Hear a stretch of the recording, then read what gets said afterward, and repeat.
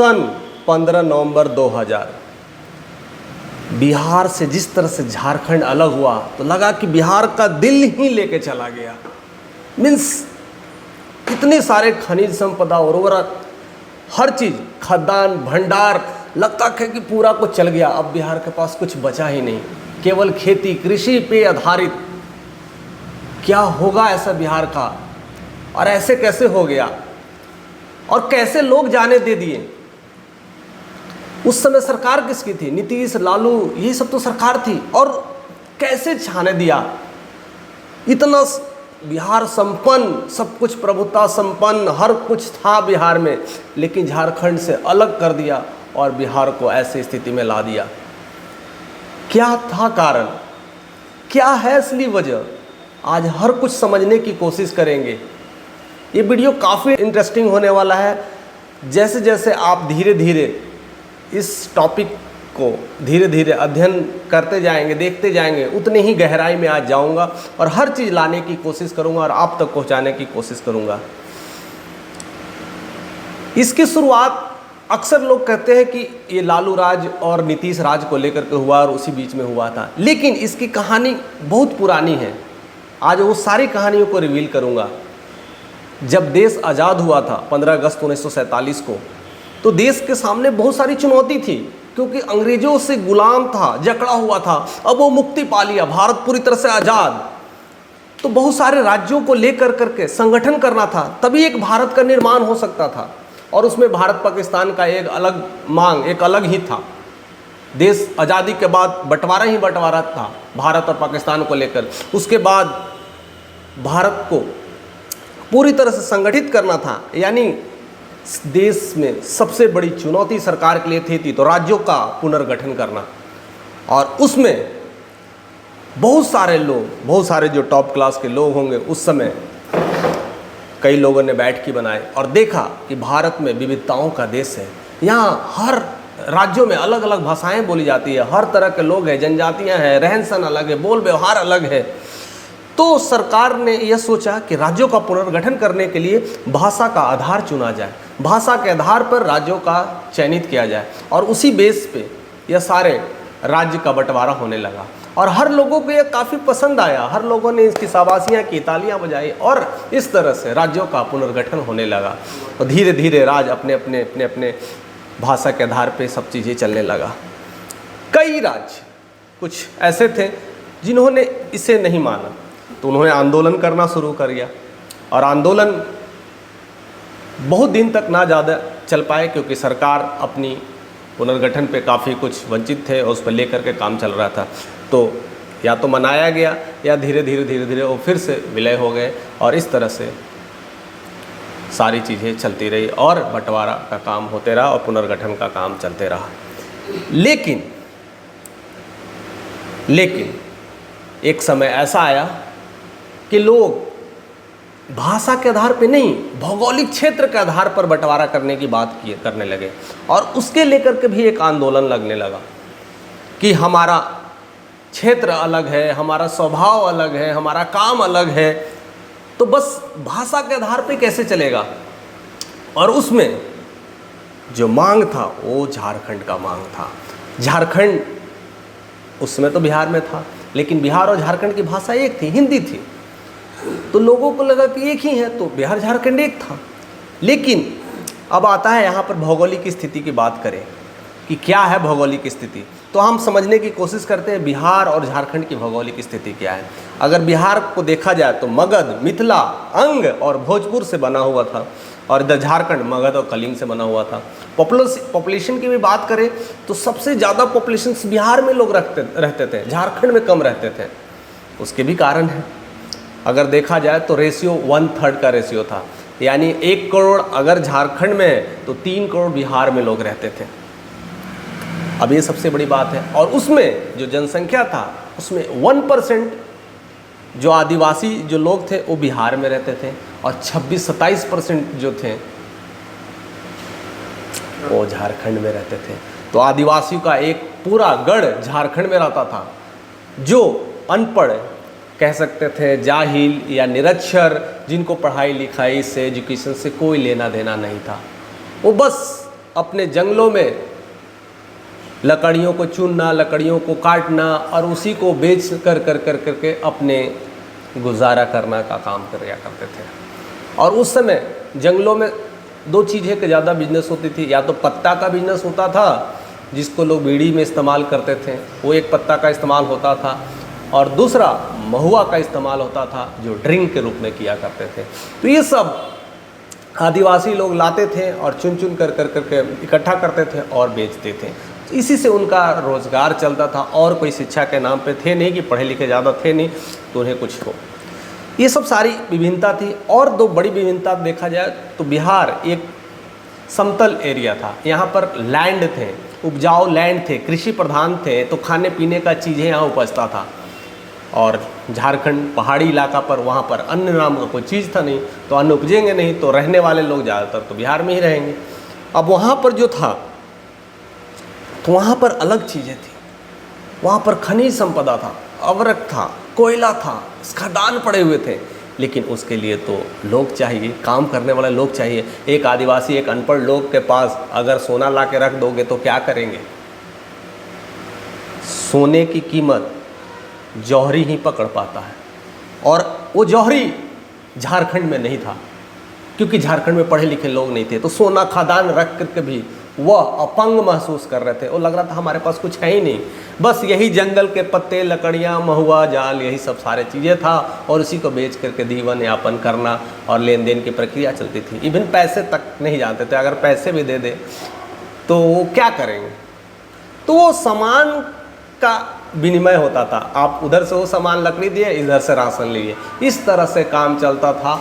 और इसका मैं खुद लाइव एग्जांपल हूँ, मैंने उस समय विजिट किया है, ये सब सारे चीज़ें मैंने देखा है और उसको मैंने महसूस किया।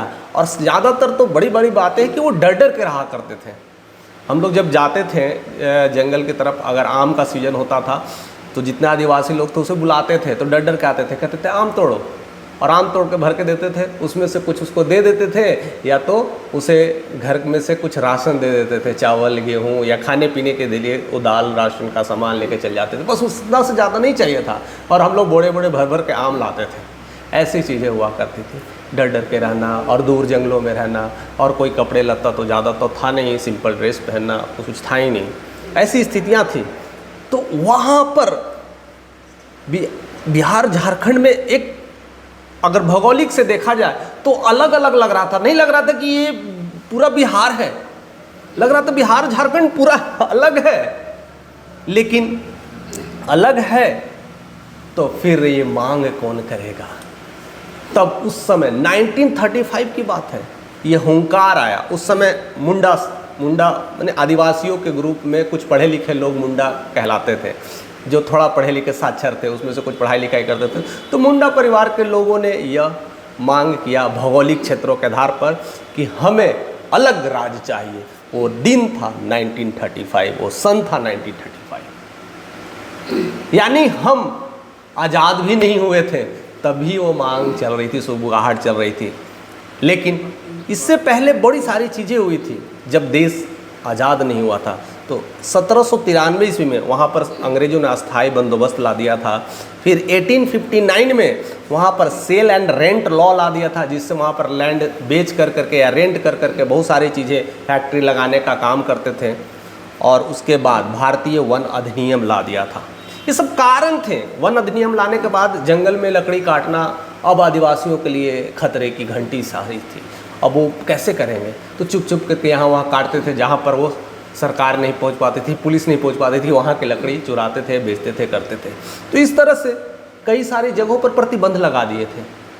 तो यह आक्रोश था, कहाँ करेंगे, कैसे पेट चलेगा? खनिज संपदा तो था, लेकिन खनिज संपदा का क्या करें? उसमें कुछ उद्योग धंधे तो लगाए हुए थे, लेकिन जो आदिवासी लोग थे वो स्किल्ड नहीं थे, वो ट्रेंड नहीं थे, तो ऐसी मजदूरी का काम करते थे, और मजदूरी भी ढंग से नहीं देते थे, खाली खाना पीना पर वो रख लेते थे और काम कराते थे, बस ऐसे ही चलता था। और उसका सारा क्रेडिट या तो अंग्रेज लेके चले जाते थे और केंद्र सरकार ले जाते थे, सारे मज़े कोई और लेते थे। यहाँ पर फैक्ट्री डालकर या कोयला निकाल करके, खनिज निकाल करके सब कुछ बेनिफिट सब अंग्रेज या तो सरकार, केंद्र सरकार ले जाती थी। बस झारखंड के पास कुछ नहीं, झारखंड के पास मजदूरी और अशिक्षा और टेंशन, समस्या, बस ऐसी ही जीवन यापन चल रहा था। लग रहा था कि एक बिहार नहीं है, वो अलग बिहार है। बिहार के नाम पर वो लगता था कि बिहारी ऐसे होते हैं क्या। उन्हें भी अपने ऊपर दया दृष्टि, बिहार के लोगों में भी दया दृष्टि हो जाती थी कि ऐसे भी है क्या बिहार के लोग। तो ये सब सारे नियम थे, सारे चीज़ें थे। तो उस समय मुंडा ने उसी समय 1920 में ही ये मांग कर दी थी कि नहीं नहीं मुझे अलग चाहिए, और अंग्रेजों के सामने मांग रखना उस समय समझिए कि एक चूहा सिफारिश कर रहा है बिल्ली से कि मुझे बचा लो, मैं अलग रहना चाहता हूँ, मुझे थोड़ी सी जगह दे दो।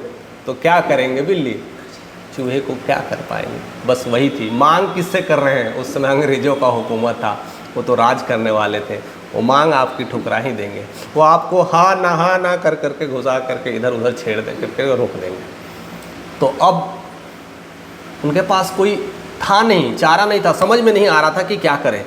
उस समय जयपाल सिंह मुंडा हुआ करते थे जो काफ़ी पढ़े लिखे थे। मीन्स मुंडा परिवार ही एक पढ़ाई लिखाई में थोड़ा आगे थे, और उस समय उन्होंने जब पढ़ाई किया था तो अच्छे खासे पढ़ाई किए थे, और इंग्लैंड जाकर पढ़ाई किया था।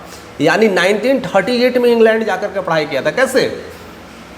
कैसे भारत के लोग भी, जवाहरलाल नेहरू थे, महात्मा गांधी थे, ये सब सारे विदेशों से, विलायत से पढ़ के आए थे। उसी समय जयपाल सिंह मुंडा भी विलायत से पढ़ के आए थे, इंग्लैंड से पढ़ के आए थे। और 1938 में ध्यानचंद्र के काफ़ी करीब से, मेजर ध्यानचंद, हॉकी के बादशाह कहे जाने वाले, हॉकी के किंग कहे जाने वाले, और तब उन्होंने जब वो झारखंड में आए तो इतनी सारी समस्याएं देखें, इतनी सारी प्रॉब्लम्स देख रहे थे, तो उन्हें लगा कि अब हमें कुछ अलग करना पड़ेगा, और इस आदिवासियों के लिए हमें कुछ नया, कुछ प्रारूप बनाना पड़ेगा, और आदिवासियों के लिए एक अलग राज्य की मांग करनी पड़ेगी। तब जयपाल सिंह मुंडा ने आदिवासी महासभा का गठन किया, जिसमें आदिवासी लोग बैठकी लगाते थे और उनको शिक्षित करते थे, और उनको सही चीज़ें बताने की गाइडलाइंस की जाती थी कि कैसे कैसे हम लोग अलग राज्य की मांग कर सकते हैं, और हम अपने ज़रूरतों की चीज़ों को रख सकते हैं। नहीं तो हम ऐसे ही घुट घुट के रह जाएंगे, और हम मजदूर ही बन के रह जाएंगे। और उनके अध्यक्ष बने जयपाल सिंह मुंडा हैं, और उन्होंने कार्य को आगे बढ़ाया। तो उस समय देश में आज़ादी की मांग चल रही थी। उस समय सुभाष चंद्र बोस जय हिंद का नारा बहुत तेज शोर से था, और उस समय आज़ादी के लिए पूरे तुम मुझे खून दो, आज़ादी दो के नारे खूब चल रहे थे। तो मुंडा जी को भी लगा, जयपाल सिंह मुंडा को लगा कि यही हमारे काम के हैं, इनसे कह करके हम अपना एक राज्य संगठन कर लेंगे, और उसमें फिर हम इनके साथ काम करेंगे। तब इन्होंने अप्रोच किया उन्हीं के पास, सुभाष चंद्र बोस के पास अप्रोच किया। वहाँ पर जब अप्रोच किए तो सुभाष चंद्र बोस तो काफ़ी गर्म दल के नेता हुआ करते थे। उन्होंने कहा कि ठीक है, हम तो साथ देंगे ही, अलग करेंगे, लेकिन यह समय आज़ादी के लिए, इस समय खून बहाने के लिए है, इस समय अपने आप को जोड़ने तोड़ने की नहीं है। अगर इस समय हम अपने में तोड़ने के काम करेंगे तो अंग्रेज हम पे काफ़ी नज़र रख रहे हैं, उसी का फ़ायदा उठा लेंगे। तो इस समय थोड़े देर के लिए और रुक जाइए, और इस आंदोलन में हमें साथ दीजिए, खून को बहाइए और देश को आज़ाद करिए, उसके बाद अपने तरीके से रहिए। तो ये थोड़ी उम्मीद थी, वो भी फीकी पड़ गई झारखंड की। अब उन्हें लगा कि अब देश आज़ाद होगा तभी हमारा कुछ हो सकता है, और फिर वो आंदोलन में कूद पड़े। और 1945 में आपको पता है सुभाष चंद्र बोस शहीद हो गए थे। फिर सारी चीज़ें चली और देश आज़ाद हुआ 1947। आज़ादी के बाद वही सारी प्रक्रिया सिर से शुरू हो गई, राज्यों का पुनर्गठन, और सारी बातें जो मैंने आपको स्टार्टिंग में बताई थी। अब ये सब सारी चीज़ें चल रही थी, और उसमें झारखंड की मांग। अब कहीं ना कहीं जयपाल सिंह मुंडा को लगने लगा कि ऐसे नहीं चलेगा, अब हमें पार्टी में आना पड़ेगा। अब उन्होंने जो आदिवासी महासभा का नाम हटा करके झारखंड पार्टी की स्थापना कर दिया, और उस समय 1952 में इलेक्शंस लड़े, और उसमें 33 सीट्स लाए थे, और सरकार चली, बाकी चीज़ें हो रही थी, और अपने एरिया में चल रहे थे। और उस समय बिहार का एक अलग दबदबा था, तो कहीं ना कहीं मिल करके सरकारें जा रही थी। झारखंड और बिहार मिल करके सरकारें चलाती थी, पार्टियां मिल करके काम करती थी। फिर उसके बाद 1962 में भी 20 विधायक लाए, और विधानसभा में सीट ला करके भी दबदबा बनाया, और ये सारी दबदबा चल रही थी, सब कुछ चल रहा था। और उसके बाद से 62 के बाद 1969 रामविलास पासवान का एंट्री हो जाता है, उसके बाद फिर लालू एंट्री हो जाते हैं, फिर नीतीश एंट्री हो जाते हैं। इसकी सारी घटनाएं मैं ऑलरेडी अपने चैनल पे डिस्कस किया है, आप उस पर देख सकते हैं, मैं लिंक भी डाल दूंगा, आप उस पर पूरी तरह से शिद्दत से देखिएगा, सारे कुछ समझ में आ जाएगा। हम आगे बात करते हैं कि क्या हुआ 1962 में जब वो सीट लाए तो जयपाल सिंह मुंडा अब लगा कि अब क्या करें, फिर से अब तो चाहिए ना, अब हमें अलग रहना है।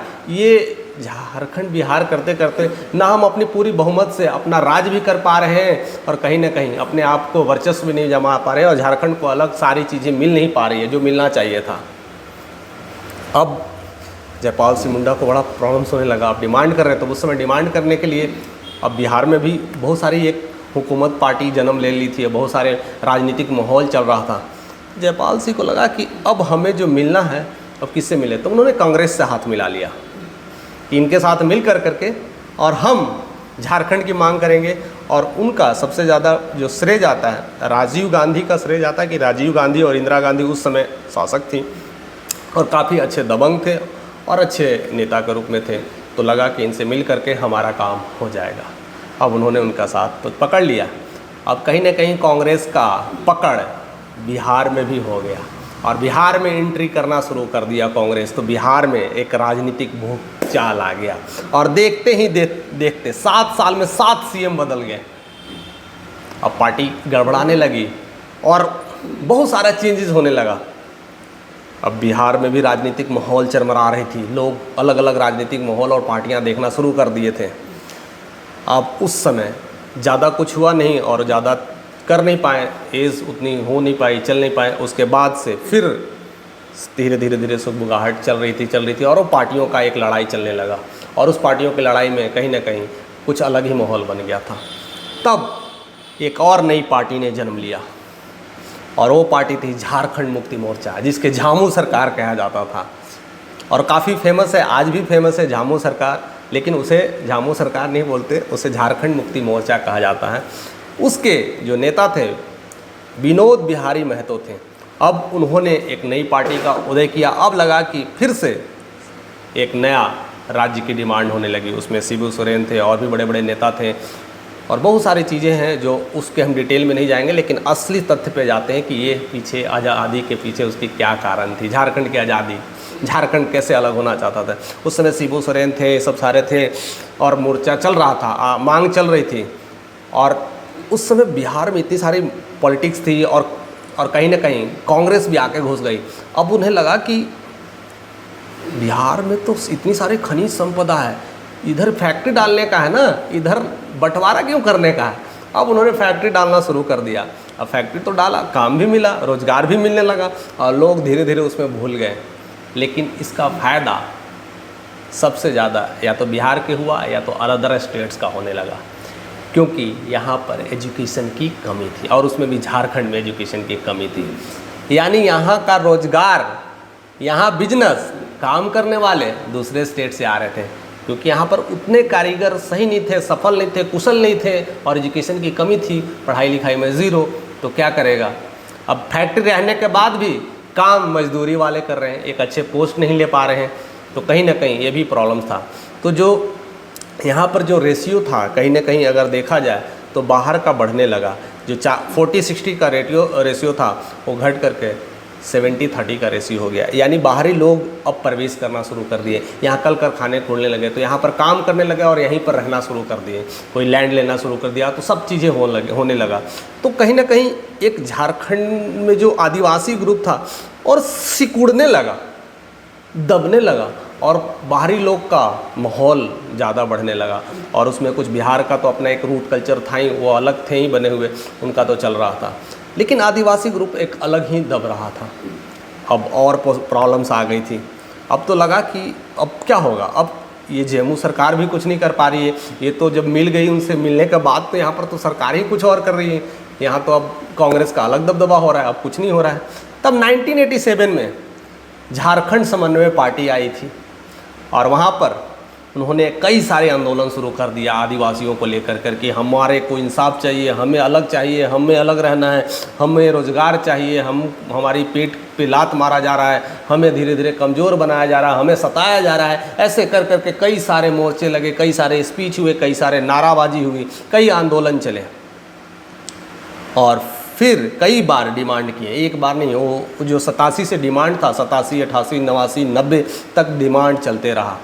और कहीं ना कहीं उस समय झारखंड को अब उम्मीद जगने लगी थी कि 1984 के बाद जब इंदिरा गांधी की हत्या हुई थी तब राजीव गांधी प्रधानमंत्री बने थे और राजीव गांधी का कैरेक्टर बिल्कुल अलग था, निराला था, स्वभाव अलग था, अंदाज अलग था। कहीं ना कहीं अब झारखंड में खुशी का लहर दौड़ रहा था कि यही एक सरकार है जो हमारे लिए काम कर सकते हैं। और ख़ास जो बात है, ये जो सरकार है ये कांग्रेस की सरकार है और कांग्रेस के साथ तो मिली हुई थी और उसमें यह नेता काफ़ी कारगर लगा। राजीव गांधी हर लोगों के लिए प्रिय थे, हर लोगों के दीवाना थे, लोग उनके लिए पागल रहते थे, देश पागल रहता था। जो कह दे वो करने के लिए तैयार रहते, हर लोगों के लिए सेवा के लिए तैयार रहते थे। वो केवल कांग्रेस नहीं करते थे, वो पूरे भारत को एक मानते थे, पूरे भारत के लोगों को भाई बहन और माताओं की श्रेणियों में रखते थे। उनका सोच निराला था, अलग था, इसलिए वो काफ़ी लोकप्रिय थे और भारत ने विश्व में भी लोकप्रियता में उन्होंने झंडे गाड़ना शुरू कर दिया था। लेकिन यही उनकी लोकप्रियता ने कहीं ना कहीं एक थ्रेड बन गया और उनकी भी मृत्यु हो गई। जो भी उम्मीद था झारखंड का फिर से विलय हो गया। अब झारखंड सरकार को लेकर के टेंशन हो रही थी, आदिवासियों का टेंशन बढ़ा। अब क्या होगा, अब तो नेता भी अच्छे नहीं आ रहे हैं, अब क्या होगा, अब क्या करें। और 90 से लेकर के 4-5 साल ऐसे ही स्थिति बनी रही और बदलाव की बात चलने लगी। अब उसके बाद 3-4 साल बाद 1994 में फिर से एक समझौता किया गया जिसमें केंद्र सरकार, कुछ बिहार के पॉलिटिशियन नेता थे जिसमें लालू होंगे, पता ही है, रामविलास पासवान होंगे, नीतीश होंगे, ये सब सारे नेता मिल करके और आदिवासी का एक ग्रुप, मुंडा सरकार, ये सब मिल करके एक समझौता किए अपने अधिकार के मांग के लिए। इसको त्रिमत समझौता कह सकते हैं या त्रिकोणीय समझौता कह सकते हैं, जिसमें इसमें ये डिमांड की जाने लगी कि आदिवासियों को हक के लिए कुछ अलग व्यवस्था की जाए, उन्हें अलग राज्य की डिमांड किया जाए। देखिए कितनी बड़ी संघर्ष है। हम बस ऐसे ही सोच लेते हैं कि ऐसे ही अलग हो गया और सब कुछ छिन गया, लेकिन जिसके साथ जो प्रॉब्लम्स होता है वो कोई देख ही नहीं पाता है। आज वही प्रॉब्लम्स हम खोलने की कोशिश कर रहे हैं और समझाने की कोशिश कर रहे हैं।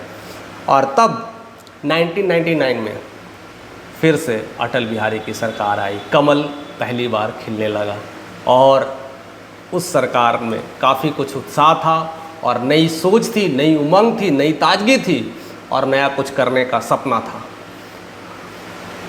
और जिस तरह से अटल बिहारी ज़्यादा लोकप्रिय थे, ऐसे तो कहा जाता था कि ऊंचे वर्गों में लोकप्रिय थे, नीचे वर्गों में तो लोकप्रिय ज़्यादा नहीं थे, तो इसको लेकर के भी काफ़ी तनाव था। लेकिन ये उम्मीद था और सही समय था और झारखंड के लोग, आदिवासी लोग ने फिर से वो मुहिम चालू कर दिया और कहीं ना कहीं भाजपा की सरकार, अटल बिहारी ने इनकी बात सुन ली और उनका दर्द को समझ लिया कि इतनी सारी प्रॉब्लम्स जो हो रही है, आज़ादी से पहले और आज़ादी के बाद भी ये समस्याएं चल रही है, इन्हें तो ठीक करना ही चाहिए।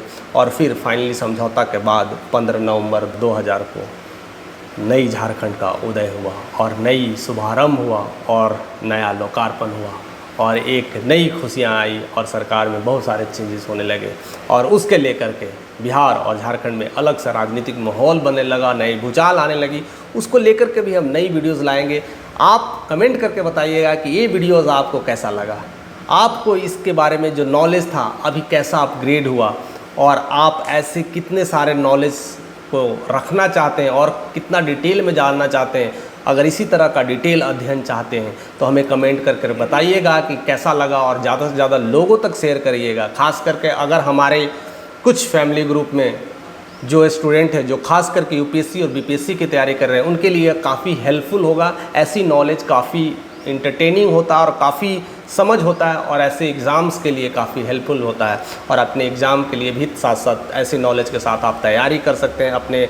अपने स्टेट के बारे में जान करके, अपने राज्यों के बारे में, पूरी अधिकारों के बारे में जान करके एक अच्छा स्वर्णिम आप एग्ज़ाम का तैयारी कर सकते हैं और अच्छे लेवल पर आप जा सकते हैं। तो हमारे साथ जितने भी स्टूडेंट खास करके बीपीएससी यूपीएससी के लिए, वो भी धीरे धीरे हमारे चैनल पे आएँ और चैनल को सब्सक्राइब करें और ज़्यादा से ज़्यादा स्टूडेंट्स ग्रुप में भी शेयर करें, क्योंकि कहीं ना कहीं जो पॉलिटिशियंस बनते हैं, जो लोग ऐसे बनते हैं, जो राजनेता बनते हैं, और ख़ास करके यूपीएससी में जैसे ऐसे आईपीएस आईएएस बनते हैं, तो उनको ये सब सारे सब्जेक्ट पे कमांड होना चाहिए। मैं सारे दरवाजे खोल रहा हूँ, सारे पॉलिटिकल फैक्ट्स को आपके साथ पहुँचाने की मैं कोशिश करता रहूँगा और ऐसे ही करते रहूँगा। और आप हमारे साथ ऐसे ही प्यार देते रहिए, ऐसे ही बने रहिए।